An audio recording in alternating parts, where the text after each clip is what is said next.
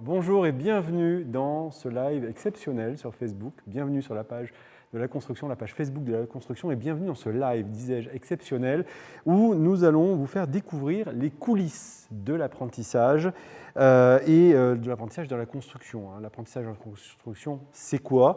C'est se former, apprendre à se former et à la fois apprendre un métier par la pratique et aussi toucher un salaire, puisque lorsque vous êtes en entreprise, vous êtes un salarié aussi comme un autre et donc vous touchez un salaire. Donc comment se former, comment apprendre des choses, suivre un apprentissage, comment toucher de l'argent et donc un salaire. On va voir tout ça avec mes invités aujourd'hui.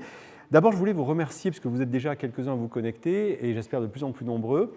Le principe d'un Facebook Live, c'est très simple. On va faire une émission ensemble et puis vous allez pouvoir réagir. Réagir par le chat qui est présent près de l'écran, juste en dessous. Vous allez pouvoir poser vos questions, vos réactions. Nous avons des community managers qui vont réagir et puis surtout, j'aurai la possibilité, le plaisir ensuite de prendre vos questions et vos réactions et de les proposer, d'être votre porte-parole finalement auprès de mes différents invités que je vais vous présenter dans quelques instants. Mais avant ça, avant de vous présenter mes invités, je vais vous expliquer un peu où on est. Alors, ce que vous voyez derrière moi n'est pas un décor, ce n'est pas un fond vert, on n'est pas non plus dans des décors de cinéma, on est dans un vrai endroit, un vrai décor, si l'on peut dire, professionnel. Alors là, il n'y a pas de machine qui tourne, c'est très calme, mais en général, il y a beaucoup plus de bruit que ça.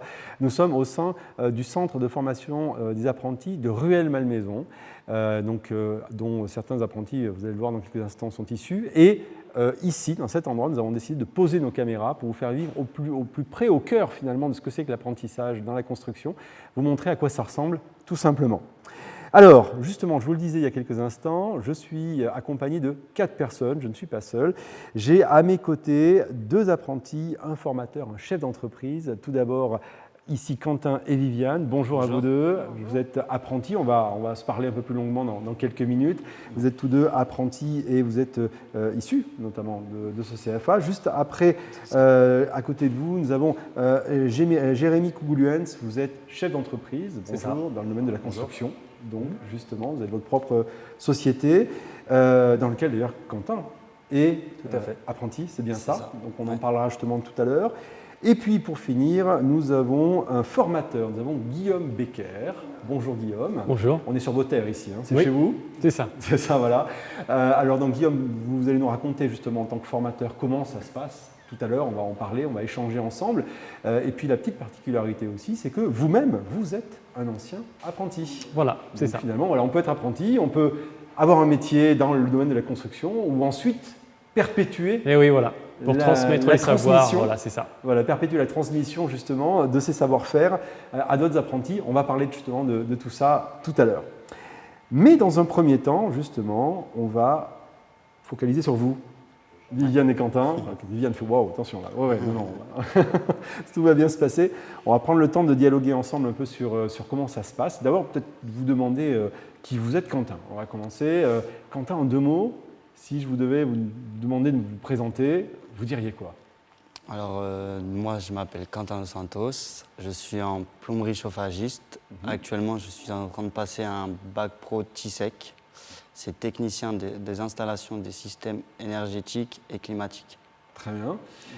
Parfait. Et vous avez fait d'autres choses avant, je crois? C'est ça. J'ai fait plusieurs CAP. J'ai fait un CAP en peinture, en plombier et en chauffagiste. Et ensuite, là, je continue avec un bac pro TISEC. Plusieurs diplômes. Voilà, c'est ça. On verra tout à l'heure en quoi ça peut avoir du sens de faire plusieurs diplômes. Juste à côté, c'est Viviane. Bonjour, ou plutôt bonsoir Viviane. Et vous, en quelques mots, comment vous présentez?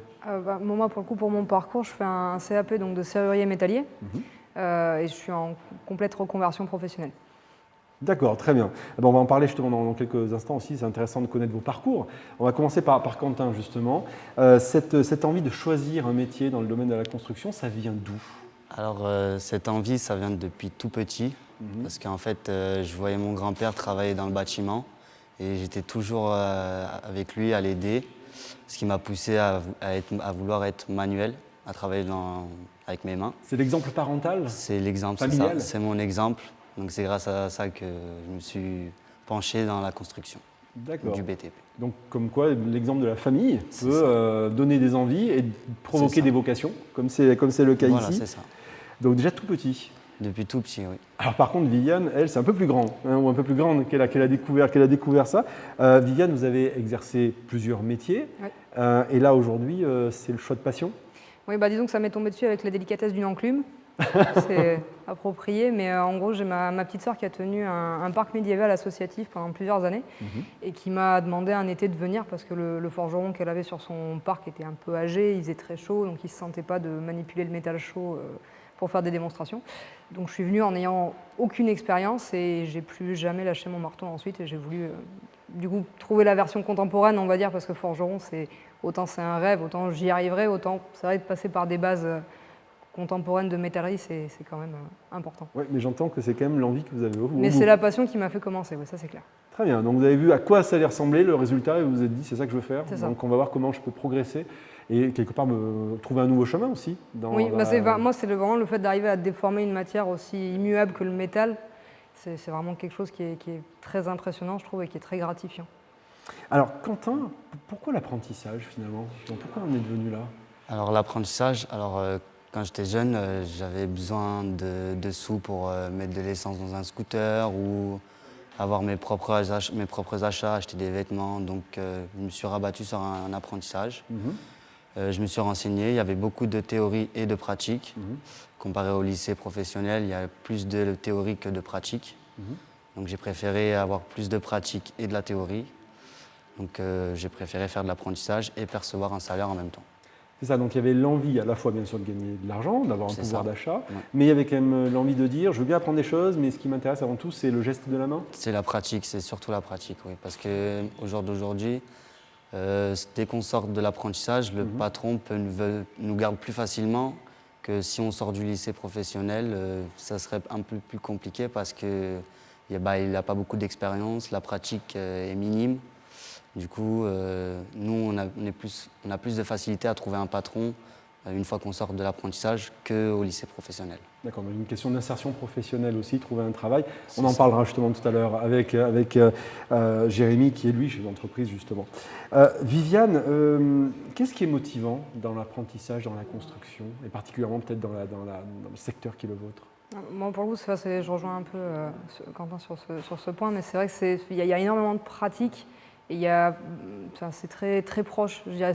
Ils ne font pas de formation généraliste, c'est vraiment adapté à chaque apprenti en fonction de son parcours, de son niveau, de est-ce qu'il a déjà pratiqué ou non, etc. Les formateurs se mettent vraiment à niveau et il y a ce côté-là très accessible qui met beaucoup en confiance. Il y a cette dimension quand même, de ce que j'entends de vous deux, qui est cette question, ce point qui est le concret. Oui. Ça, c'est un point... Pour le coup, on ne peut pas être plus dans le concret, parce que rien que les ateliers qu'on a, c'est des vraies machines, on travaille avec de la vraie matière, on travaille sur des vrais projets qui pourraient être posés dans une maison ou chez un client ou autre chose. Donc on ne peut pas plus concret, quoi. Alors justement, Quentin, vous êtes en formation, donc c'est ça. Vous avez comme apprenti dans l'entreprise de M. Kougouliens. Qu'est-ce que ça vous apporte de vous former justement avec des maîtres d'apprentissage, donc des professionnels que vous côtoyez au quotidien? Alors, ce que je gagne en plus, c'est avoir gagné beaucoup d'expérience, avoir beaucoup de techniques, car travailler avec différents collègues, toutes les techniques ne sont pas les mêmes. Le savoir-faire, grâce à ça, c'est un plus. Moi, j'aime bien apprendre, comment dirais-je, avoir beaucoup d'expérience.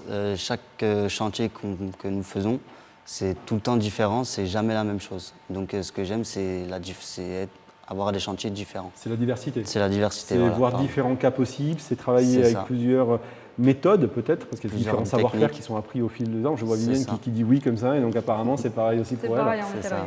Alors très bien, restez, ne bougez pas, je me disais bien que vous n'allez pas bouger, mais plutôt vous là, ne bougez pas. On va retrouver dans quelques instants Viviane et Quentin. En attendant, vous demandez peut-être à quoi ça ressemble finalement un CFA de l'intérieur. Eh bien nous sommes allés justement, d'abord, avant d'aller voir un CFA, nous sommes d'abord allés voir d'autres apprentis, comme Viviane et Quentin. Nous sommes allés leur demander justement comment ils se forment à un métier dans le domaine de la construction, et ils nous racontent ce qu'apporte l'alternance entre l'entreprise et le CFA. On se retrouve tout de suite après. Bonjour, je m'appelle Gauthier Hector, j'ai 18 ans Je m'appelle Viviane, j'ai 31 ans. Je m'appelle Valentin Corcel, Moi, c'est Émilie Cortez. et je suis en apprentissage en serrurerie métallerie. TAP couverture. CAP charpente. Actuellement, je passe mon BP en tant que métallière. En apprentissage pour un CAP en serrurier métallier. J'ai choisi l'apprentissage parce que c'est la meilleure voie pour pouvoir apprendre aussi bien la théorie que la pratique. La semaine en école, on va vraiment apprendre plus de théorique et faire un peu de pratique. Donc du coup, tout ce qu'on apprend va vraiment nous servir au quotidien, que ce soit en entreprise et au CFA, pour concevoir et installer des ouvrages. Je trouve ça assez cool parce qu'on est très indépendant très vite. Pour moi, c'est la meilleure façon d'apprendre un métier manuel. C'est en forgeant qu'on devient forgeron. Comparé à quelqu'un qui va travailler directement ou qui va juste faire des études, On sort, on a un diplôme, 2 ans d'expérience dans le domaine professionnel où on veut travailler et ça, c'est vraiment quelque chose de fort, quoi. Un des autres avantages de l'alternance est le fait qu'on est rémunéré car on travaille en entreprise. on peut apprendre en formation, travailler en entreprise et avoir le salaire qui vient en même temps. Le salaire n'est vraiment pas négligeable. Il nous aide aussi pour financer le permis ou quoi que ce soit. Et du coup, d'être indépendant, d'être autonome et de pouvoir après profiter du reste de la vie autour, quoi. C'est des métiers passion sur lesquels on voit vraiment ce qu'on fait, on voit le travail accompli dans une journée ou dans une semaine. Il faut un minimum de passion pour rester motivé dans le domaine. Donc forcément, la passion donnera le courage pour travailler. N'hésitez pas à vous lancer dans le milieu professionnel et comme moi dans l'alternance. Vraiment, c'est la meilleure des solutions. On devient indépendant, on devient adulte en fait. C'est vraiment une voie royale pour apprendre aussi bien de la théorie que de la pratique et avoir un premier pied dans l'entreprise. Va sur le terrain et vois si ça te convient. Si vous nous rejoignez maintenant, bienvenue sur la page Facebook de la construction pour ce live exceptionnel ici au sein du centre de formation des apprentis de Rueil-Malmaison. On parle de construction, on parle d'apprentissage avec différentes personnes, des formateurs, des chefs d'entreprise, des apprentis qui sont là et qui vous transmettent, justement, qui vous expliquent comment ça se passe en vrai. Et si vous avez des questions, puisque c'est un Facebook Live, eh bien n'hésitez pas à les poser dans les commentaires et je les prendrai à la fin de cette émission. Je vais revenir vers vous, Quentin et Viviane. On le disait tout à l'heure, juste avant la vidéo, en apprentissage, on est formé et donc on fait partie d'une entreprise, donc on est aussi considéré comme un salarié, donc on a un salaire. En quoi c'était important pour vous? Alors, tout à l'heure, Quentin, vous avez commencé à dire que vous, c'est important parce que vous aviez besoin au démarrage. Moi, c'était grâce à mon grand-père en fait. Et donc, ce qui m'a poussé, c'est travailler avec mes mains. Travailler avec les mains et donc cette question aussi d'avoir un premier salaire qui permet… percevoir un salaire et puis commencer à cotiser pour la retraite. Très bien. Viviane Pour vous, ce que je disais tout à l'heure, c'est l'apprentissage de base, c'est vrai que le standard, entre guillemets, c'est plus de commencer vers 15-16 ans. Moi, pour le coup, comme je suis en reconversion, c'est pas vraiment un tout petit peu plus, mais pas grand-chose. Tout petit peu, c'est ce que c'est. Hein. Mais voilà, pour moi, c'était indispensable d'avoir un salaire à la clé et puis surtout d'avoir vraiment ces 2 années pour vraiment pratiquer plus possible. Est-ce que justement, dans l'apprentissage de la construction, on est un peu mieux payé qu'ailleurs en termes de salaire comme apprenti? C'est une bonne question, j'ai pas été ailleurs. Alors Moi, je dirais oui. Oui, parce qu'en fait, on est dans le BTP, c'est un métier à risque. Donc, notre salaire est plus élevé que, par exemple, un apprentissage en coiffure. Car c'est moins un métier à risque. Les conditions ne sont pas les mêmes. Voilà, c'est moins risqué. Nous, il faut qu'on porte des chaudières, on peut se faire mal au dos, on peut se couper, ça arrive. Donc, je pense que c'est grâce au risque du métier qu'on a un meilleur salaire. Je poserai cette question tout à l'heure aussi à Guillaume Becker, je lui reposerai cette question dans quelques instants. Mais avant tout, on va finir avec vous justement sur la question donc, de l'apprentissage. Ouais. Est-ce que ça a été facile de trouver une entreprise? Comment vous avez été accompagné, Viviane, peut-être? Alors, moi, pour le coup, pareil, comme je suis en reconversion, c'est pas mon premier emploi, c'est pas la première fois que je démarche l'entreprise, donc je me suis débrouillée comme une grande. Mais après, je sais que le CFA m'a contacté sur le rendez-vous d'entretien de départ, si vous voulez, pour vraiment dire s'il y a besoin, on a des listes d'entreprises, on peut contacter, on peut t'aider à contacter, voilà. Donc s'il y a besoin, ils sont là. Moi, en l'occurrence, je m'en suis pas servi parce que j'avais pris les devants, mais c'est possible. D'accord, donc les deux sont tout le temps entièrement possibles. Quentin, ça s'est passé comment pour vous? Alors pour ma part, moi j'ai commencé à 15 ans et demi. Donc à la base, je voulais faire plombier. Du coup, j'ai pas réussi à trouver des patrons. J'ai cherché de partout, j'ai pas réussi. Donc du coup, je voulais me rabattre en chauffage. Pareil, j'ai pas trouvé de patron. Ensuite, j'ai voulu me rabattre en électricité. J'ai pas trouvé. Donc du coup, je me suis rabattu en peinture. J'ai réussi à trouver un patron. Oui. Donc ce qu'on m'a conseillé, c'est de faire passer mon diplôme et ensuite, une fois que j'ai obtenu le diplôme du CAP, poursuivre avec un CAP en plomberie et trouver un patron vite. Avant qu'on Donc finalement, de fil en aiguille, C'est recommencer par la peinture et ensuite aller vers l'objectif qui était Voilà, le c'est vôtre ça. à l'origine et qui aujourd'hui est en train de se réaliser. à Vous fait. disiez tout à l'heure que vous aviez une grande satisfaction quand même dans l'apprentissage, dans votre métier. C'est vrai que faire des choses, là on voit derrière vous, hein, on voit, alors c'est pas, là c'est plutôt de la menuiserie, hein, C'est ça. mais donc c'est pas vraiment votre C'est cœur fragile votre cœur comme de métier. matière de bois. C'est très fragile. Pas votre cœur de métier, mais voilà, on voit des réalisations très concrètes. C'est une satisfaction pour vous? Oui, enfin, moi Viviane. personnellement, c'est vrai que quand on travaille longtemps au même endroit, c'est quand même assez plaisant de passer à la boulangerie, vous allez acheter votre pain et vous voyez le portail, c'est vous qui l'avez posé, c'est vous qui l'avez fabriqué, ou les grilles sur les fenêtres, etc. C'est plaisant de voir, puis c'est des ouvrages, on sait, qui durent dans longtemps, donc c'est ma façon à moi d'impacter un peu le monde, entre guillemets, quoi. Ouais, de marquer un peu de votre patte, votre passage. C'est ça. Et Quentin? Et pour ma part, moi, c'est réaliser les pièces, façonner le cuivre. C'est tout ce qu'il y a dans le métier. En fait, quand on commence, il n'y a rien. Et quand on a fini le chantier, eh ben, on voit une œuvre qu'on aime bien, que le client est content. Donc grâce à ça, c'est gratifiant. Il y a cette satisfaction finalement de commencer au début, de partir de rien et De d'apporter une rien, solution ouais. finalement. Et ensuite, on voit que c'est un chef-d'œuvre, quoi. Parfait, un chef-d'œuvre, c'est un très beau mot d'ailleurs. J'ai une dernière question pour vous. Après l'apprentissage, vous avez envie de faire quoi? Alors Viviane, j'ai cru comprendre que l'objectif, il y avait un objectif. L'objectif, c'est vraiment de partir sur de la forge pure et dure, si je puis dire. Alors pour l'instant, je vais continuer sur le BP métallier pour avoir vraiment le diplôme complet, si je puis dire. Même bien que le CAP, c'est déjà une très bonne base, mais j'aime bien pousser les choses un peu plus loin.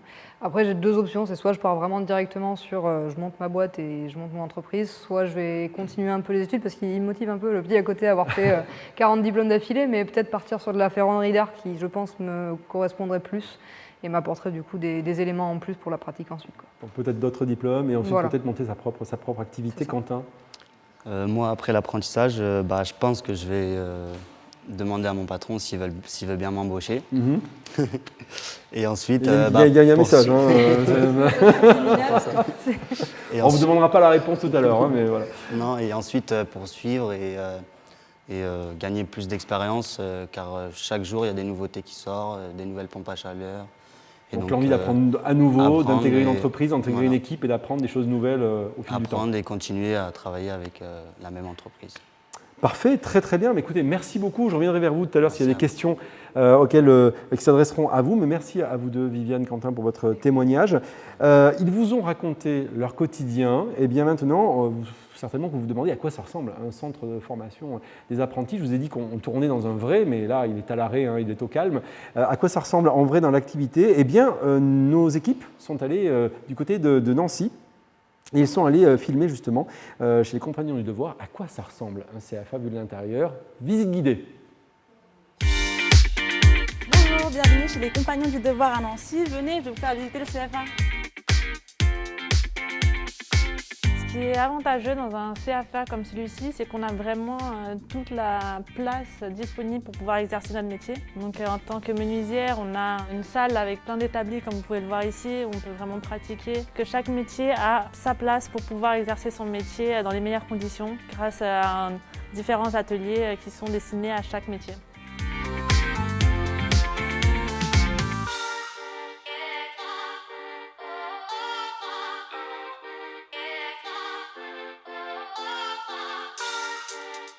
Et c'est ici qu'on peut retrouver des matières générales comme le maths, le français ou encore tout simplement la menuiserie.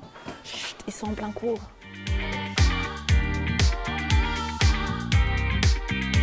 Ces 2 années chez les Compagnons du Devoir nous enrichissent énormément puisqu'ils permettent en fait de pas seulement avoir un diplôme mais aussi une profession qu'on apprend à 100% et c'est plus que ça, c'est une expérience de vie qu'on atteint. Être en communauté avec les autres jeunes, savoir partager sa passion et recevoir aussi la passion des autres afin d'échanger un maximum. Et voilà, maintenant vous avez vu à quoi ça ressemble vu de l'intérieur, mais justement on va savoir encore plus parce qu'on va se retourner vers un formateur qui est ici dans ces lieux. Il est en face de moi, il est en face de vous, c'est Guillaume Becker. Bonsoir. Bonsoir. Alors Guillaume, vous êtes un ancien apprenti. Oui, vous transmettez aujourd'hui à d'autres apprentis, Voilà. donc comme Viviane ou Quentin qui nous ont expliqué il y a quelques instants ce qu'ils faisaient. Oui. Comment justement ça se déroule une formation dans un CFA? C'est quoi les matières? Alors ils arrivent ici, la journée type concrètement, c'est un mix entre les matières générales et l'activité professionnelle.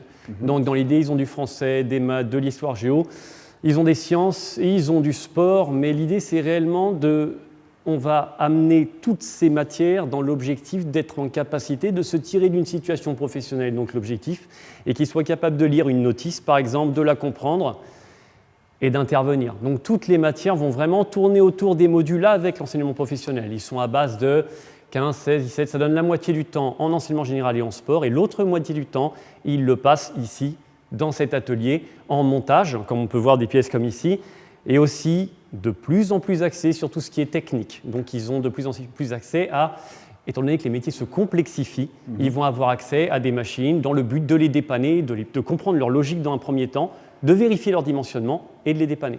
Alors justement, on va en parler dans quelques instants, comment ça fonctionne, ces systèmes de plateforme, mais c'est quand même important, je reviens là-dessus, vous l'avez dit, c'est quasiment donc la moitié du temps d'enseignement, je dirais général, Oui. de matière, maths, français. C'est pas quelque chose forcément auquel on pense de prime abord, de se dire, ah bah tiens, il n'y a pas que de la pratique finalement. Oui, mais pour qu'ils aient réussi à évoluer dans leur métier et à prendre la main sur leur maître d'apprentissage, il faut qu'ils soient en capacité de comprendre comment fonctionnent les machines. Bien sûr. S'ils ne sont pas en capacité de traduire une information et de comprendre les chiffres qui leur sont donnés avec, parfois on leur demandera de vérifier un petit calcul, de vérifier une petite puissance de telle manière à ne pas se planter. Quand une machine ne fonctionne pas, on vérifie sa puissance, mais il faut être en capacité de calculer quel est le rendement de la machine et quelle est sa puissance à l'instant T. Les gars qui se retrouveront mal devant la machine et qui ne trouveront pas de solution, ceux qui se seront un petit peu investis en maths et en français vont être capables de se dégager de cette situation, puisque toute la techno, toute la technique, il y a énormément de maths et de français, ne serait-ce que pour comprendre la logique de la machine. Alors justement, ça, c'est après il y a cette dimension technique, ce que vous disiez il y a quelques instants. Comment justement, sur l'autre partie, qui est la pratique, comment on est plongé dans la pratique, ça marche comment dans un CFA? Alors dans un CFA, ça fonctionne, on a nos gars qui vont... Alors on contexte de plus en plus les situations. C'est-à-dire qu'on va leur demander de réaliser une partie d'installation, comme la régulation d'une installation de Donc là, chauffage. par exemple, ce qu'on voit derrière vous, c'est Exactement. une vraie, alors j'allais dire œuvre, non, mais c'est Ouais, une là, vraie installation. On est sur une simulation d'échangeur à plaques pour faire de la production d'eau chaude. Et de l'autre côté, on a la 23 voies. Donc concrètement, on a la régulation. Donc le truc, c'est qu'en fait, tout part de la techno et qu'on prenne l'installation et après mettre en pratique par rapport à un contexte. L'idée est de ne pas leur faire faire de soudure pour leur faire faire de la soudure. Il faut absolument s'adapter par rapport à ce qu'ils peuvent vivre sur le terrain. Donc on contextualise cette fameuse soudure, on va Oui. dire, par rapport à des cas très pratiques qu'ils vont rencontrer ensuite en entreprise, on en parlera tout à l'heure, qu'ils vont rencontrer en vrai. Mais voilà, on ne fait pas de la soudure pour de la soudure, point. On contextualise. Et donc ça, c'est très important. Alors justement, aujourd'hui, comment ça marche? Il y a des ateliers, il y a des plateformes, on travaille sur des vraies machines, ça marche comment? On le voit, le CFA de Rueil-Malmaison a eu l'occasion, lors de sa refonte en 2017, d'acheter du matériel pédagogique. Le truc, c'est que le matériel pédagogique met en sécurité les apprentis, mais on s'éloigne du terrain. Sur la plateforme, il y a les mêmes dangers que sur une chaufferie. Il y a du gaz, il y a de l'électricité, et les gars comprennent vite et apprennent ici sur des vraies machines, sur le terrain, qu'ils peuvent rencontrer chez le client. Ils apprennent à les entretenir, ils apprennent leurs principes, ils apprennent à les entretenir et à les dépanner, à faire de la maintenance corrective. D'accord. On l'a vu, on le voit même sur le terrain, puisque un jour, mon directeur a eu un souci, moins 6 degrés dehors, problème de chauffage, les gamins ont dépanné dans l'heure. Et c'est gratifiant à ce moment-là d'être vouvoyé par le directeur. Ça, c'est formidable, parce qu'au départ, on les tutoie, ils viennent de l'extérieur, ils ne savent pas faire grand-chose, et très vite, c'est « bonjour monsieur ». Et ça, c'est fort, parce qu'il passe du tutoiement, le jeune vient me voir, et au final, comme il commence à prendre beaucoup d'expérience et qu'il l'applique, on finit par vraiment... ils ont du mérite et les gens le voient, quoi. Et on tutoie un apprenti, on le voit parce qu'on voit qu'il devient peu à peu autonome et ouvrier et technicien. Quelque part, une dimension de respect aussi, quelque part. Si Tout à fait. Respect de son expertise. Bien sûr, évidemment. Alors justement, vous avez été apprenti. Oui. Auparavant. Qu'est-ce que vous en retenez? Qu'est-ce que vous en avez fait? Aujourd'hui, vous êtes formateur, bien sûr, mais qu'est-ce que vous avez retiré de ce passage pour aujourd'hui ce que vous faites? Alors, on ne voulait pas de moi à l'école. C'est ma prof de français qui a dit à ma mère, il faut absolument pas qu'il reste ici. Il vient pour voir ses amis. Donc, c'est compliqué, on perd un peu notre temps, donc il faudrait qu'il parte ailleurs. Et en fait, on m'a indiqué le bâtiment. J'ai dit oui parce que j'étais obligé de dire oui en fin de compte. Donc, je suis arrivé ici. Et donc, en tant que DIMA pré-apprenti, on m'a donné l'occasion de tourner à 15 ans, donc pas payé, j'avais toutes les vacances scolaires. On m'a donné l'occasion de voir tous les ateliers. J'ai failli devenir menuisier, parce que c'était sympathique. Le problème, c'est que j'étais un peu bourrin, donc très fragile, comme tu disais tout à l'heure. Et donc le truc, c'est que j'ai vu que finalement, travailler les métaux et puis c'était à ma portée, quoi. Tout simplement. C'était à ma portée. Il est vrai que la notion de salaire m'a permis d'avoir de l'autonomie très rapidement. J'avais vu une belle voiture rouge, une Super 5 magnifique, et j'ai pu l'acheter. J'ai pu l'acheter. Ah Et oui, j'ai bien gagné sûr. mon autonomie, j'ai eu mon permis de conduire, j'ai acheté cette voiture, et finalement, je deviens, aux yeux de ma mère, à l'époque, j'étais vraiment, personne ne voulait de moi, et je suis devenu du jour au lendemain quelqu'un qui réussissait sa vie aux yeux de ma mère, et c'est ce qui m'a, bizarrement, c'est ce qui a fait le déclic, comme on disait. Oui, on passe du « mais qu'est-ce qu'on va faire de toi » à Ah, ça y est, fonctionne. tu as trouvé ce que tu veux faire. Et ça fonctionne surtout. Et ça C'est-à-dire, fonctionne. ouais, ça fonctionne. Ouais. C'est-à-dire que très vite, on se rend compte qu'on a un pouvoir d'achat, qu'on devient autonome, qu'on commence à savoir bosser. Et ouais, c'est super. Et alors justement, donc, vous le disiez, un pouvoir d'achat, être salarié aussi, c'est-à-dire que même quand on est jeune, être salarié, c'est apprendre le monde de l'entreprise avec ses codes, avec ses mécaniques. C'est bien pas sûr. seulement le salaire, j'imagine. Non. C'est aussi voir comment ça va fonctionner tout le reste de sa vie. Oui, bien sûr. Justement, donc, on le disait tout à l'heure, à propos du salaire, vous avez levé la main, on dit ah, j'ai un truc à dire. Quand je posais la question à Quentin, je disais est-ce qu'on gagne un peu mieux sa vie dans la construction Dans le bâtiment. Vous aviez, apparemment, vous vouliez réagir sur ce point-là. Dans le bâtiment, au niveau de l'apprentissage, on est très très bien placé. On est aux alentours des 50% de plus que sur par exemple du coiffeur. Ah oui, 50%. Donc concrètement, Ouais, on est très très fort là-dessus. Les payes sont très très bonnes, c'est pour ça que ça fonctionne bien, quoi. Et c'est pour ça que les mômes gagnent en autonomie rapidement, puisque quand ils attaquent leur BP, ils sont au-dessus ils ont un très bon salaire. Je ne sais pas si on peut dire les chiffres grosso modo, mais bon, ils gagnent très bien leur vie. D'accord, ça c'est bon à savoir, c'est qu'il y a de la demande et il y ils vont passer de 40% du SMIC à 80%, à très vite, avec les primes paniers, tout ça, ils arrivent à un salaire qui est quand même assez, un salaire net qui est quand même assez attractif, quoi. Alors justement, pour avoir un salaire, il faut trouver une entreprise. Est-ce qu'on trouve facilement une entreprise? Ouais, on explique aux apprentis, alors non, on explique parce qu'à un moment donné, c'est quand même, il faut mériter la confiance de son employeur. Les apprentis nous disent je vais appeler. Non, mais tu appelles pas en fait. Tu te déplaces le matin quand il n'y a personne encore dans l'entreprise et quand le chef d'établissement quand le chef d'entreprise il est dans son entreprise tout seul, c'est là où tu tapes à la porte. Bonjour monsieur, ce serait possible qu'on se voit. Je viens vous voir parce que j'ai quelque chose à vous demander. Et il faut être vraiment à fond, venir très tôt le matin et être faut avoir l'envie de réussir quoi. Clairement, il faut montrer, il faut prouver, il faut se vendre quoi. Il faut se vendre pour avoir la confiance de son employeur. Il faut gagner la confiance. Mais complètement. Plus on gagne de confiance, plus l'employeur vous donne des choses et plus il vous donne l'occasion de vous démarquer, plus vous avez l'occasion de lui prouver que vous devenez un technicien, ou du moins un ouvrier professionnel, et c'est là que vous évoluez. Donc quand on sort d'un apprentissage, si tout se passe bien, si on est motivé, si on est sérieux, si on a envie d'y aller, si on a la niaque, on est quasiment sûr d'être embauché quelque part. Oui. Aujourd'hui, il y a, je crois, une centaine de diplômes, hein, c'est ça, du CAP au diplôme d'ingénieur. On peut vraiment avoir une palette. Ouais, et au niveau des diplômes, moi, on le voit avec les apprentis aujourd'hui, surtout avec les niveaux techniques qu'on a, qui sont à notre portée, qu'on peut donner aux apprentis. Aujourd'hui, avec les niveaux qu'on a, les moyens qu'on a techniques, on voit bien que les apprentis arrivent ici, qui veulent se débrouiller avec leurs mains, ils aiment la pratique, parce que ça les change de toute la théorie qu'ils ont vue avant, dans le passé, où c'était un petit peu flou, quoi. Là, ils arrivent sur du concret, et ils voient les grands qui réussissent, qui travaillent sur des machines de plus en plus complexes. Et finalement, ils commencent à vouloir, je dis toujours qu'un gars qui maîtrise quelque chose que le client ne maîtrise pas, il gagne de l'argent. Quelqu'un qui maîtrise un langage que le collègue ne maîtrise pas, il gagne encore plus d'argent. Et nos apprentis le comprennent. Oui, parce qu'il y a une dimension d'expertise. On va dire il y a une récompense liée, on va dire, au niveau, on va dire, Évidemment. qui est lié à l'expertise que l'on peut avoir. C'est ça. Alors justement, ce niveau d'expertise, il faut le maintenir. Or, la construction, c'est un métier qui change souvent, qui devient de plus en plus technique, on l'a dit, qui devient de plus en plus innovant, avec des machines, j'imagine, qui sont de plus en plus pointues. Des machines qui, à l'époque, étaient peut-être très, je ne sais pas si on peut dire rudimentaires, mais aujourd'hui, il y a de l'électronique, il y a de la domotique, il y a des choses qui sont assez pointues. Comment on se tient justement à jour? Comment on intègre ces dimensions d'innovation? Alors, ces dimensions d'innovation, nous, de notre côté, au CFA de Rueil-Malmaison, les formateurs partent en formation, prennent le savoir, reviennent ici et dispensent au maximum le savoir. Donc il y a des échanges entre collègues, entre formateurs, c'est toujours bon à prendre. Et derrière, on part très souvent en formation. Parce que c'est obligatoire. Et on le disait tout à l'heure avec les maths et le français, un ouvrier aujourd'hui qui s'attaque à une chaudière murale, s'il n'a pas des notions d'électricité, c'est foutu, c'est compliqué. Donc concrètement, oui, aujourd'hui, avec tout ce qui est réglementation thermique, etc., l'ouvrier technique d'hier n'est pas l'ouvrier technique de demain. Donc ce que je comprends, c'est qu'on a besoin, ou c'est bien, on va dire, d'avoir finalement plusieurs points de vue pour une seule personne. Et donc, reprendre l'exemple de Quentin qui a plusieurs diplômes, finalement, d'avoir ces plusieurs diplômes, ça lui sert parce que ça communique. Oui, complètement. Les compétences acquises communique. Oui, et puis on le voit sur deux ouvriers, deux gars qui sortent d'école. Il y en a un, il voit le bouton rouge, là, bah, le brûleur, il est en panne. Et il y en a un, il dit non, mais attends, on va regarder. Et ils sont sur deux. On le voit, plus il passe de temps et l'entreprise joue un rôle fondamental. Mais il est vrai qu'avec des niveaux techniques qu'on a aujourd'hui, on est capable vraiment d'appliquer la technique et de partir sur les machines directement. Et c'est vrai que ils sont initiés. En plus, ce qui est pratique, c'est qu'ils sont initiés sur un type de système. Ils sont capables d'après de prendre toutes les marques. Le but est d'apprendre une logique de fonctionnement.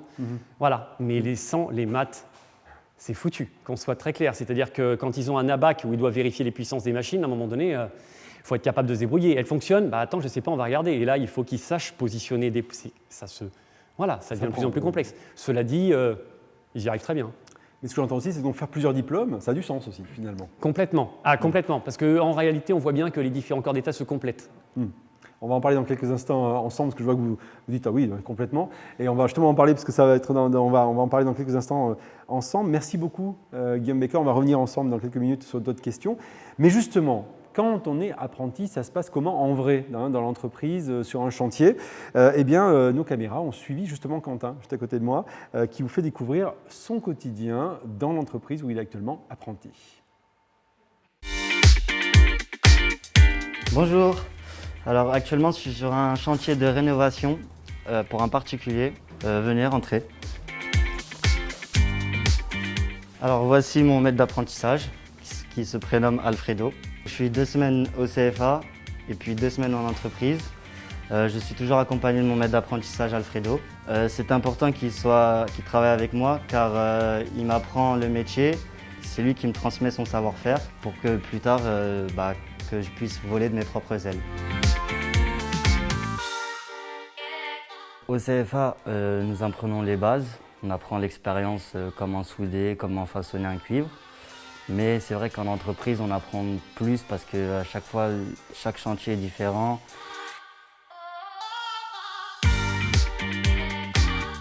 Ce qui me plaît, c'est la diversité de chaque chantier. Des fois, il faut qu'on passe dans des combles, des fois, il faut qu'on fasse des tranchées pour les passer au sol, les tubes. C'est grâce à la pratique en entreprise que nous prenons beaucoup d'expérience.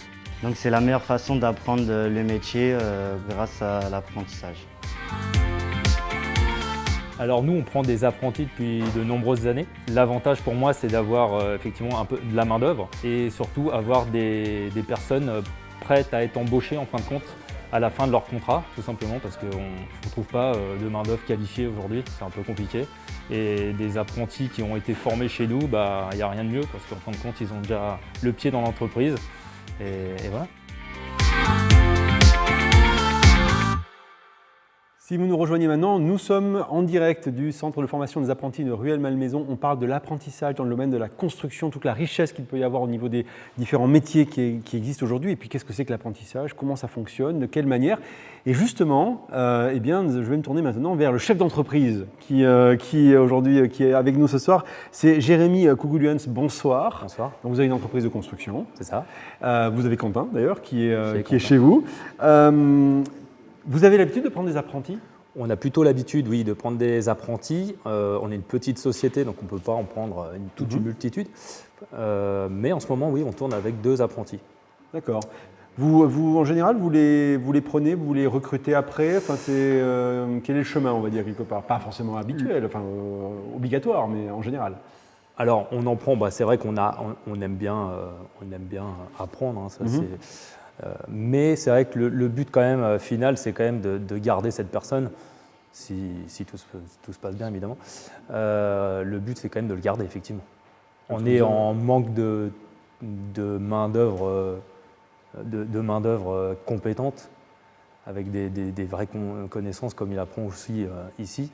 Et c'est vrai que le but, c'est vraiment de mettre la main dessus, en fait, de le former et de le garder le plus longtemps possible. Alors justement, un bon apprenti pour vous, c'est quoi? Tout à l'heure, on a eu Guillaume Becker qui nous a dit un peu qu'il faut avoir la niaque, qu'il faut être curieux, il faut en vouloir, et ainsi de suite. Je vous ai vu réagir justement. Vous, de votre côté, alors moi, du chef d'entreprise. Pour plaisanter, la dernière fois, j'ai dit déjà qu'il est à l'heure, et c'est déjà extraordinaire. Qui arrive à l'heure, qui respecte ses collègues en arrivant tout bêtement à l'heure, qui a envie d'apprendre, qui pose des questions, qui se rend utile, parce qu'il ne faut pas oublier que comme on disait, ils touchent un salaire, ils sont là pour apprendre, mais ils sont aussi là pour aider. Donc effectivement, se rendre utile le plus vite possible, c'est un Se peu le rendre but. utile, mais être curieux, poser des questions. Donc, Ah, on est vraiment, quand, voilà, quand là, on a des questions, c'est faut pas le hésiter. summum. Ah oui, bien sûr, il ne faut pas hésiter. Alors justement, vous le disiez, donc un bon apprenti, c'est quelqu'un qui est curieux. Quand vous les accueillez dans l'entreprise, quand ils viennent vous voir, ça se passe comment? C'est quoi le processus, si on peut dire, le chemin? Ça se passe assez simplement. Ça se passe assez simplement. Il vient, on le présente à l'équipe. Il y a un maître d'apprentissage. Il y a un maître d'apprentissage. Alors c'est vrai que chez nous, si je ne me trompe pas, Quentin, tu tournes. On essaie de te montrer un peu tous les types de métiers qu'on fait. Mais oui, effectivement, il a un maître d'apprentissage avec qui il va être plus souvent sur les chantiers. C'est important de leur montrer différents types de métiers ou de savoir-faire? C'est ce qu'on disait tout à l'heure, quand on apprend plusieurs BEP, c'est bien. Plus il va tourner, plus il va être, plus avoir de cordes à son arc, j'ai envie de dire, mieux c'est pour lui et pour nous. Donc, Alors vous, justement, en tant que chef d'entreprise, ils viennent vous voir, ils vous posent des questions aussi, ils échangent avec vous. Comment vous bien sûr, échangez bien sûr. finalement, comment on travaille avec eux? Quentin ou les autres, bien sûr. Bon. Ils peuvent me poser des questions, bien sûr. Alors justement, vous le disiez tout à l'heure, un apprenti au début, ça doit rendre service, ça doit se rendre indispensable. Au début, oui. Mais au début, ça regarde surtout, j'imagine, ou ça Au début, accompagne. ça observe, ça fait bêtement ce qu'on lui demande de faire. Mais oui, évidemment. Au début, il faut qu'il observe. Mais c'est là, il faut qu'il pose des questions aussi. C'est ça, donc le point de départ, c'est l'observation, c'est regarder, c'est un peu l'humilité d'apprendre finalement, mais c'est aussi d'engranger un maximum d'informations. Exactement. Et justement, au début, donc cette mécanique-là veut dire aussi que le maître d'apprentissage, quelque part, va les accompagner. Donc il y a une dimension un peu de transmission pédagogique. Ah, il y a une transmission pédagogique, effectivement. Et comme on disait, aujourd'hui, ce qu'ils apprennent aujourd'hui, peut-être qu'il ne l'a pas appris hier, le compagnon. Donc c'est vrai que toute cette transmission est très importante. Ouais. Comment on passe de spectateur à acteur? Tout à l'heure, on parlait de fierté, d'expertise, du tu à vous, ce qu'on disait tout à l'heure, Guillaume Becker. À quel moment, de ce coup, il va passer d'une étape à une autre? Alors, c'est vrai que les chantiers ne se passent pas toujours pareil, mais il y a quand même un assemblage qui se fait un peu tout le temps de la même manière. Il y a une récurrence. Il y a une récurrence et je pense que ça se fait naturellement. Petit à petit, ils savent ce qu'ils doivent faire et ce qu'ils ne doivent pas faire. Donc, un apprenti, on ne le lâche pas comme ça sur un chantier. Ah non, jamais. Non. Au bout de combien de temps on commence à les envoyer sur quelques chantiers, peut-être? Alors, un apprentissage, on ne les met jamais tout seul. On ne les laisse jamais tout seul. On peut les laisser 10 minutes tout seul. Mais on ne les lâche pas comme ça. Non, ça prend du temps. Ça prend du temps. Ça prend du temps. Ça prend du temps, mais c'est la mécanique, c'est le principe qui est derrière ça. Alors justement, ce que vous disiez, c'est qu'un apprenti, si vous tombez sur quelqu'un de bien, un bon, vous allez le former. Le but du jeu, c'est de le garder. Lorsqu'il a son diplôme, c'est quoi? Il y a une fierté, tant pour vous que pour eux? Ah, bien sûr, oui, je pense que lui, il est forcément fier. Oui.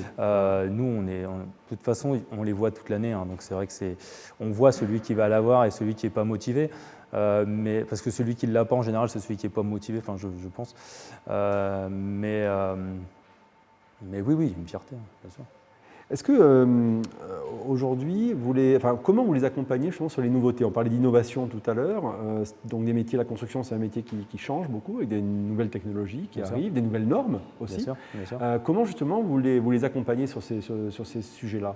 La formation ne s'arrête pas une fois qu'on est sorti de l'école. Nous-mêmes, même moi-même d'ailleurs, je suis des formations régulières sur les produits qui évoluent quand même très rapidement.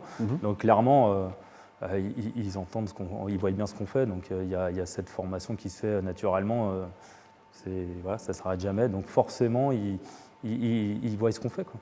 Est-ce que cette notion de formation un peu continue, c'est quelque chose qui se fait dans toutes les entreprises ou c'est particulier peut-être à votre manière de faire? Alors, dans notre milieu, en tout cas, oui. Je pense qu'on est obligé de le faire, sinon on est vite dépassé. Après, tout ce qui est menuiserie, etc., je ne saurais pas dire. Mais oui, notre milieu est en pleine révolution technologique, donc je pense que toutes les sociétés se forment, effectivement. Aujourd'hui, en termes de disponibilité, de demande sur le marché, c'est difficile de trouver quelqu'un de compétent? Oui, c'est compliqué. Ouais. Et donc, c'est-à-dire que ce que vous disiez tout à l'heure, c'est que finalement, quand vous trouvez quelqu'un de bien, il y a un intérêt commun, finalement, à essayer de le garder Exactement. ou au moins de progresser de manière mutuelle. Oui, c'est pas aujourd'hui le marché du bâtiment, je pense en général, est en recherche de personnes avec une certaine technique et clairement, on a besoin de plus de CFA comme ça pour fournir, oui, tout à fait. Juste une question comme ça, Guillaume Becker, vous formez combien de gens chaque année dans les CFA? Nous, CFA Tour et Maison, là, cette année, on est à 400, aux alentours. D'accord. Voilà, par an. Donc l'année dernière, on était au même chiffre. D'accord. Et c'est en croissance ou c'est plutôt stable? Alors c'est en croissance, c'est-à-dire qu'on a de plus en plus de jeunes qui vont de plus en plus loin. Là, on a ouvert le BTS donc domotique et climatique. Donc le truc, c'est qu'on a les deux options et on a de plus en plus de demandes. C'est-à-dire qu'à l'époque, on avait vraiment beaucoup de jeunes qui voulaient le CAP. Et aujourd'hui, quand on demande à des jeunes l'année prochaine, vous restez avec nous, vous partez sur le chantier, on a pratiquement l'intégralité de l'équipe qui lève la main. Et là où ça fait plaisir, c'est que pour moi, c'est un curseur. C'est-à-dire que si tout le monde lève la main, c'est que c'est bon. C'est que ça fonctionne et qu'ils ont compris un peu leur intérêt pour le coup et c'est qu'ils se sentent bien ici aussi, quoi. Voilà, mais on a de plus en plus de demandes sur les... Voilà, ils veulent aller de plus en plus loin. Alors, si vous nous rejoignez sur ce Facebook Live, vous connaissez le principe, on se pose des questions, on est là pour discuter, pour converser. Et j'ai des questions pour vous quatre, justement, qui sont arrivées au fil de cette émission. Alors, je vais vous les poser. Alors, par exemple, tiens, Guillaume, par exemple, question pour vous. Je ne sais pas comment choisir mon métier. Qui peut m'aider? Comment on choisit son métier? Parce qu'on peut avoir envie de travailler dans le domaine de la construction, mais on l'a vu, il y a plus de 100 métiers différents. Comment on fait? Là, aujourd'hui, on a des jeunes qui tournent au sein des différents ateliers pour découvrir les différents métiers. Il y a des CFA qui proposent parfois à des jeunes de faire le tour de l'intégralité des ateliers. Moi, c'est ce qui m'est arrivé lorsque j'étais en pré-apprentissage. À 15 ans, on m'a donné l'opportunité pendant un an de voir, par une succession de stages, les différents métiers qui étaient proposés par l'établissement. Est-ce que vous arrivez éventuellement de dire à une des personnes qui arrivent, de leur dire peut-être que toi, je pense que ça pourrait t'intéresser d'aller à cet endroit, enfin peut-être les orienter un peu parce que vous avez la sensation, par l'expérience, que cette personne-là va peut-être s'éclater dans un domaine en particulier? Ouais, alors les jeunes que je récupère en début de formation ou que je vois sur des petits stages où c'est les différents collèges qui nous les envoient pour un petit stage, le jeune vient nous voir, puis il tourne entre les différents, les écoles nous envoient des jeunes pendant une semaine, ils tournent, ils font un petit stage, ils voient les différents métiers. Et là, en fin de compte, quand le gars, l'apprenti a trouvé pourquoi pas son métier de demain, ou du moins essayer, le truc c'est que moi, mon rôle, ça va être de l'orienter puisqu'on a différentes branches. Il y a les gamins qui vont vouloir faire du CAP, du brevet professionnel, pourquoi pas manager une équipe, mais rester sur le terrain et devenir des monteurs, chefs d'équipe, où ils vont gérer une petite équipe, mais ils vont rester sur le terrain. Et on a des gamins qui vont choisir le bac pro. Et le bac pro, on n'est plus amené à partir en BTS, bien qu'on a des demandes en BP pour partir sur une BTS. Donc on voit bien que des fois, les mômes changent un petit peu d'avis. Le bac pro est plus technique. Il est plus, peut-être amené à travailler dans un bureau d'études peut-être un jour. Donc on voit bien qu'il y a deux familles différentes et parfois, les jeunes changent d'avis. Ça arrive souvent. Mais ça montre aussi que rien n'est figé. Non. Qu'on peut aussi arriver à changer de direction. Et c'est ça qui est assez intéressant aussi à retenir. Oui. Alors, deuxième question, qui va m'aider à trouver mon entreprise? Tiens, on va poser la question à Quentin. Parce qu'on en parlait tout à l'heure justement. Comment on fait pour trouver une entreprise? Alors moi, ce que j'ai fait, j'ai regardé sur Internet, j'ai comparé toutes les sociétés, ceux où il y avait des mauvais avis, où il y avait des bons avis. Donc j'ai appelé... Pensez-y, c'est important les avis sur Google, vous voyez la preuve, parce que c'est comme ça qu'on recrutait des bons apprentis. Du coup, donc, j'ai cherché toutes les entreprises qui avaient des bons avis. J'ai préparé mes CV, j'ai envoyé mes CV par mail. Je les ai appelés, je les ai contactés quand même. Il y en a quelques-uns où je suis quand même passé les voir, car c'était pas facile de les avoir au téléphone. Et puis ensuite, on attend un appel ou on attend une réponse du futur employeur. Et puis voilà. Ce qu'on disait aussi tout à l'heure, ce que vous disiez, pas hésiter à aller sur place, voir les gens, y aller le matin tôt. Très tôt.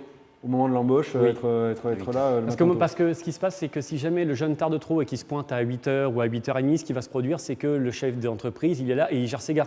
Tu pars là, donc tu es attendu là-bas, tu y vas, tu as préparé, on vérifie son magasin, vérifie le camion, que tu es bien tout pris. Et le gars, il est occupé. Si le jeune arrive, bonjour, excusez-moi, non mais j'ai pas le temps en fait. Donc c'est compliqué. Donc c'est quoi, 7h du matin, 7h30? Il faut qu'il n'hésite pas à venir tôt, ouais. D'accord. Tôt. Tôt. C'est ça. Oui, parce qu'on commence tôt dans ce métier. Le truc, c'est qu'il faut absolument qu'il montre qu'il en veut et qu'il est dynamique, venir à l'heure, etc. C'est vraiment des valeurs qui sont fondamentales. Monsieur Kougoulians, à quelle heure on vient vous voir le matin? Pas trop tôt pour moi. Non, c'est vrai que ça dépend des entreprises, oui, effectivement. Et, c'est vrai que la plupart du temps, enfin, en tant que patron, c'est un coup de fil où on passe à l'improviste. Mais l'improviste, ça marche pas forcément bien parce que on est très rarement ici, où on se dit bon, ça se passe pas forcément comme on veut. Ça va se déplacer pour rien, il y a des grandes chances. Mais au moins, ou prendre rendez-vous, tout bêtement. Il faut prendre rendez-vous. Oui, prendre rendez-vous pour un moment où on est plus calme. Pourquoi pas prendre rendez-vous à 7h30, effectivement, mais prendre rendez-vous, c'est vraiment pour moi le plus important. Alors, le souci qu'il y a quand même, c'est qu'à force parfois des entreprises nous ont dit, moi, des demandes, j'en ai plein. Ouais. Donc, comme ils avaient plein de demandes et qu'ils étaient submergés d'appels téléphoniques, à un moment donné, ils passent, alors que quand il arrivait tôt le matin, c'était pour le coup, ils se démarquaient en fait. Mais bon. C'est vrai que malheureusement, on refuse des apprentis parce qu'on en a déjà. Beaucoup de demandes, On a beaucoup de demandes, c'est vrai qu'on a beaucoup de demandes. Donc il faut s'accrocher. En résumé, oui, il faut être malin, il faut s'accrocher. Comme Quentin a fait. La grosse technique, c'est de s'y prendre le plus tôt possible. C'est d'être le premier, en fait. Oui. Déjà, quand on a un appel, mais c'est quand tu rentres, toi, c'est dans 6 mois. Enfin, je dis 6 mois, j'exagère peut-être, mais déjà, on se dit, tiens, celui-là, c'est ce qu'il veut. Il voit loin. Voilà. Celui qui nous appelle pour septembre, en septembre. On se dit qu'il est un peu. On est d'accord, il est un peu pas forcément le pauvre, il n'a peut-être pas de sage poste, mais. Ça n'envoie pas le même signal. Ça n'envoie pas le même signal. Alors, autre question, est-ce que c'est obligatoire de faire un apprentissage quand on veut se former à un métier de la construction? Qui veut répondre à cette question? C'est pas obligatoire, mais c'est très fortement conseillé. C'est très fortement conseillé. Viviane, j'ai vu Viviane rigoler. Alors, je te demande Viviane qui, elle, a eu plusieurs vies dans sa vie. Oui, enfin, je rigole parce que qui dit bâtiment, comme disait tout à l'heure Quentin, dit risque. Même si de nos jours, on a des outils pas possibles et qu'on a beaucoup de sécurité, qu'on est vraiment, voilà, il y a tout ce qu'il faut pour pas se blesser, c'est pas la question, mais c'est des métiers, à part peut-être la peinture et encore, où il y a vraiment des dangers potentiels qu'il faut connaître, qu'il faut savoir maîtriser, qu'il faut savoir gérer, qu'il faut savoir, il faut savoir comment réagir, il faut savoir, etc. Et pour moi, oui, c'est indispensable d'être formé un minimum. Moi, c'est pour ça que j'ai d'ailleurs pris l'apprentissage au lieu d'une formation pour adultes, parce que la formation pour adultes était en 8 mois, et j'estimais qu'il me fallait plus de temps pour arriver à assimiler toutes les techniques, parce qu'autant l'enclume, le marteau, c'est une chose, autant toutes les machines qu'on a, les ponceuses à bandes, les scies à ruban, les guillotines et j'en passe, le danger, il est instantané et vraiment, enfin, ça peut faire très très mal. On ne parle pas du même métier, mais effectivement. Oui. Non, mais c'est vrai que savoir comment on fait et savoir le faire, c'est deux choses bien différentes. Donc, l'apprentissage, c'est important. Le truc d'apprendre en tant qu'autodidacte, donc d'abord manœuvre, ensuite être plombier, puis essayer de prendre la main sur l'ouvrier, le problème c'est qu'ils vont apprendre, ils vont travailler systémique, c'est-à-dire qu'en réalité ils vont savoir comment faire, mais pas forcément comment fonctionne la machine.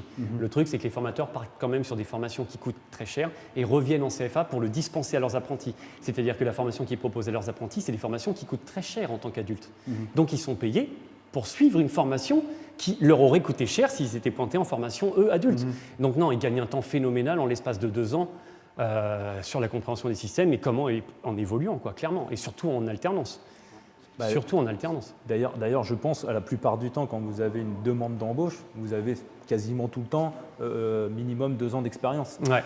Oui. Je pense que l'apprentissage, il peut presque balayer cette phrase parce que il a déjà cette expérience. Oui, parce que c'est intégré, on va dire, dans le cursus. Et c'est vrai que quand on n'a pas eu ça...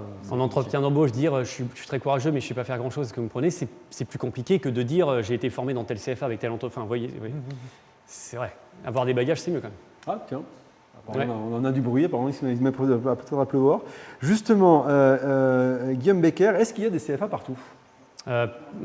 Partout en France, oui, il y a des CFA partout en France, tout à fait. Non, c'est une question simple, mais partout. Quel mérite d'être posé. L'association BTP CFA Île-de-France, nous on couvre l'Île-de-France pour le coup. On est 7 CFA. Alors on le disait un peu tout à l'heure justement, mais peut-être le demander à Quentin ou particulièrement Viviane, est-ce qu'on peut changer de voix justement? Est-ce que vous pouvez être amené à changer de voix? Vas-y, commence. Pour ma part, oui, on peut changer de voie, mais c'est bien de se consacrer seulement sur un métier, parce qu'on va apprendre ce métier-là par cœur. Ensuite, on va vouloir faire un autre métier. L'autre métier, on ne le fera pas parfaitement parce qu'il y a toujours des petits trucs qu'on va oublier, alors que sur le premier métier, on pense à tout. Tiens, il faut penser à fermer la vanne, il faut penser à vidanger, plein de petits trucs, quoi. Donc pour moi, oui, on peut changer de formation. Mais il faut essayer quand même d'avoir une spécialisation, voilà, une matière majeure. Est-ce qu'il faut une première expérience dans le BTP avant de commencer dans un apprentissage? Non, pas du tout. Justement, c'est fait pour ça. Justement, on l'a vu, ce que nous a expliqué tout à l'heure Viviane. L'apprentissage, il est en complément. L'entreprise, CFA, c'est complémentaire. Donc, ils arrivent, ils sont non initiés et ils évoluent entre l'entreprise et CFA. C'est vraiment fait pour ça. C'est fait pour ça. Alors justement, comment est-ce qu'on valide son année? Alors la question très très simple. Quand on valide, autrement dit, comment c'est sanctionné? Il y a un diplôme, il y a une question très simple, hein, comment ça fonctionne finalement? Non, valider son année, un la examen, première année, la première année est validée à partir du moment où le gars suit les cours et vient en entreprise, fonctionne avec l'entreprise et le CFA. La première année est de toutes les manières validée, il passe en deuxième année automatiquement. D'accord. Bien sûr.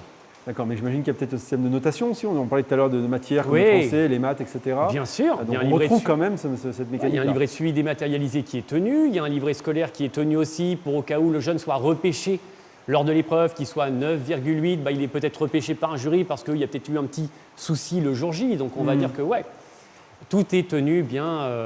On tient les notes, on tient les appréciations et on tient compte de son année à la fin. Que ce soit du CAP, du brevet professionnel ou du bac pro. Ouais, je pense que la question, c'est savoir s'il y a des redoublements, non? C'est ça? Oui, c'est ça. Enfin, la question, c'est ça. C'est comment on valide son année? Est-ce qu'éventuellement, oui, il peut y avoir des redoublements? Comment ça fonctionne? Non, parce que le jeune qui ne va pas au bout, il ne va pas au bout, point. Il n'y a pas de... Oui, c'est blanc ou noir, c'est assez clair. Oui, non, c'est le jeune qui... Il y a des jeunes qui rentrent et qu'au final, ce n'est pas fait pour eux, ils lâcheront au fur et à mesure, à un moment donné. Alors justement, on a un peu répondu à ça tout à l'heure, cette question, mais je vais quand même vous la repose puisqu'elle est sortie dans les questions. Qui s'occupe des apprentis dans l'entreprise? Ce sont des salariés qui sont aujourd'hui dans l'entreprise. Ah, c'est des salariés, oui, bien sûr. Qui sont peut-être eux-mêmes d'ailleurs des anciens apprentis. Ah, les maîtres d'apprentissage aujourd'hui. Les maîtres d'apprentissage? Oui, donc ceux qui s'occupent justement des apprentis dans l'entreprise, dans votre entreprise, ce sont des maîtres d'apprentissage. Ah oui, c'est des techniciens, oui, bien sûr. C'est ça, donc ce sont des salariés de l'entreprise, qui sont salariés. peut-être eux-mêmes d'ailleurs des anciens apprentis. Oui, tout à fait. Hein. Et qui, ce sont, voilà, donc comme on le disait tout à l'heure, ce sont des professionnels tout simplement, dont c'est le métier et qui vous accompagnent dans la transmission de leur savoir-faire. On est bien là-dedans. C'est des professionnels, oui. Tiens, question, est-on évalué en entreprise? En CAP, oui. Oui, alors Viviane. La partie pratique, si vous voulez, on a une note qui est faite, enfin on a des examens dans l'école, et on a une note qui est donnée par le maître d'apprentissage, qui va évaluer, donc ça se passe entre le formateur pro et le maître d'apprentissage dans l'entreprise qui vont échanger. Et le maître d'apprentissage dans l'entreprise va donner une note à l'apprenti, soit sur une pièce en particulier, il peut lui donner une pièce examen, comme on appelle ça, ou alors il va l'évaluer sur les 2 ans de formation, ou même sur 1 an, c'est lui qui choisit entre guillemets. Et derrière, le formateur a quand même le point final à cette note, au cas où, si jamais il y a des problèmes ou autre, d'un côté ou de l'autre, des extrêmes. J'ai une autre question, quasiment la dernière. Quelles sont mes opportunités après avoir effectué mon apprentissage? On a un peu répondu à ça tout à l'heure, on va juste le redire brièvement. Concrètement, en gros, si vous êtes bon, si vous êtes motivé et si ça se passe bien, a priori, vous trouvez un travail. C'est ça, hein, si je résume à Guillaume. Bien sûr. En général, il n'y a pas trop de soucis de ce côté-là, oui, tout à fait. Oui, ce que vous disiez tout à l'heure, on est quand même dans un marché qui est plutôt en tension aujourd'hui. Hein, le bâtiment, la construction. Oui, tout à fait. Ouais. Donc normalement, il n'a pas de problème pour trouver sa place. Alors j'ai une dernière question et puis on va arriver à la fin de ce Facebook Live. Vous pourrez bien sûr retrouver le replay sur la page de la construction, la page Facebook de la construction. Mais c'est une question que je trouve très intéressante et qui s'adresse à vous tous. Que diriez-vous à quelqu'un qui hésite de se lancer justement dans l'apprentissage, dans la construction? Vous lui diriez quoi? Si c'est les parents ou si c'est un jeune qui hésite? D'essayer. Ouais, d'essayer d'y aller à fond. Ouais, parce que ça peut ouvrir de grandes opportunités quand même. Voilà, on se retrouve avec des personnes qui évoluent très très fort. Hein. On a, moi, des anciens apprentis d'ici qui deviennent formateurs aujourd'hui. J'ai des nouvelles d'anciens copains, apprentis qui sont devenus chefs d'entreprise ou qui travaillent en lycée professionnel en tant que formateurs. Et c'est vrai que pour eux, ça fonctionne. Il n'y a pas eu de... Comment dire, la crise que certains métiers peuvent avoir par rapport à l'actualité aujourd'hui. Nous, on a été d'une certaine manière préservés, c'est-à-dire que ça a fonctionné pour nous. On a des métiers qui sont difficilement remplaçables. Et quand les gamins commencent à le comprendre, c'est là où ça fonctionne. Ouais. Et j'ai des différentes opportunités. Par exemple, j'ai un collègue aujourd'hui, il est dépanneur, il travaille sur des chaufferies grosse puissance, il a le téléphone, la voiture, il ne voit son employeur que les lundis matins pour se débriefer, il a sa feuille de route, il est totalement autonome et Et le salaire est super bon. Et qui aurait pu croire à cette époque-là, quand l'éducation, enfin, quand son professeur l'a amené chez nous, qui aurait pu croire à ce destin-là? Et de très très belles opportunités. Ouais. Faut qu'ils essayent. Il y a beaucoup de préjugés en fait sur le BTP. Enfin, moi, je sais que je suis beaucoup remarquée parce que je suis une femme en métallerie, beaucoup plus que pour ce que je fais concrètement. Enfin, ça, c'est encore un autre sujet, mais il y a beaucoup de préjugés, il y a beaucoup de gens qui n'osent pas se lancer parce qu'ils ont peur que ce soit trop physique, que ce soit trop contraignant, etc. Mais en fait, les formateurs, surtout dans un centre comme celui-ci, ils vous apprennent directement les bonnes postures, les bons réflexes en fait à apprendre. Et en fait, c'est entre guillemets, pour moi aujourd'hui, c'est pas plus dangereux qu'autre chose. Il faut être attentif, il faut faire attention. C'est sûr qu'il y a plus de risques qu'en étant derrière un bureau, mais en même temps, il est prouvé que les gens qui travaillent en bureau ont plus de problèmes de santé que les gens qui travaillent dans le bâtiment, parce que du coup, on est plus actif, donc on s'entretient plus. Donc pour moi, je rejoins ce que disait le formateur tout à l'heure, faut essayer. S'il y a une petite envie, une curiosité, il faut essayer, faire un petit stage, quelque chose. Il y a plein de possibilités pour essayer. Tester différents ateliers, comme il disait tout à l'heure. S'il a l'opportunité de faire une année où il peut tourner dans tous les ateliers, c'est top. C'est top. Au moins, il aura son idée. Vous diriez quoi, Je Jérémy? suis d'accord.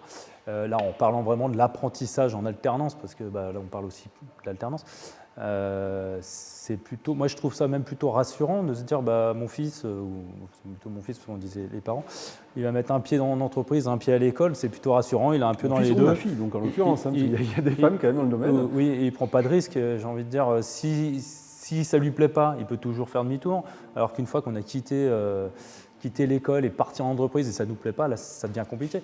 Alors qu'on a un peu on a le choix, c'est plutôt bien, moi, je trouve. Alors ça se fait aussi. C'est rassurant.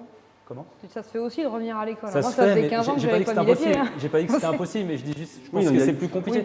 Mais il y a différents chemins et rien n'est tracé. C'est ça qui est intéressant à retenir. Rien n'est tracé. C'est possible à tout âge. Et Quentin, quelqu'un qui vient vous voir, qui a envie d'être rassuré? Alors moi je leur dirais déjà, ils peuvent percevoir un salaire. Il y a beaucoup de théorie, beaucoup de pratique, plus de pratique que de théorie. On a des aides. Par exemple, si on veut passer le permis, grâce à ça, on a des aides.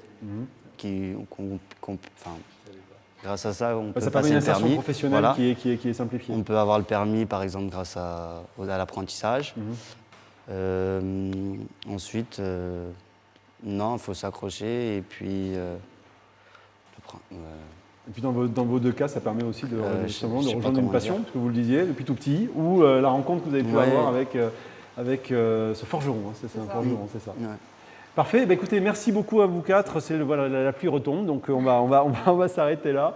Si vous avez aimé ce live, écoutez, n'hésitez pas à nous mettre des petits cœurs, des petits likes ou autres. N'hésitez surtout pas. Vous pouvez continuer à poser des questions, bien sûr, et les community managers de la construction ne manqueront pas de vous répondre. Et puis, si vous avez envie de revoir ce live, vous pouvez le voir en replay, bien sûr, sur la page Facebook. Et puis, sinon, il y a toutes les informations qu'il faut sur le site internet laconstruction.fr. C'est simple à retenir, laconstruction.fr. Et vous pourrez retrouver tous les éléments qu'on s'est racontés ce soir, les chemins, tous les métiers que vous pouvez faire et comment, finalement, intégrer un des multiples métiers qui peut exister au sein de la construction. À très bientôt et merci de votre attention.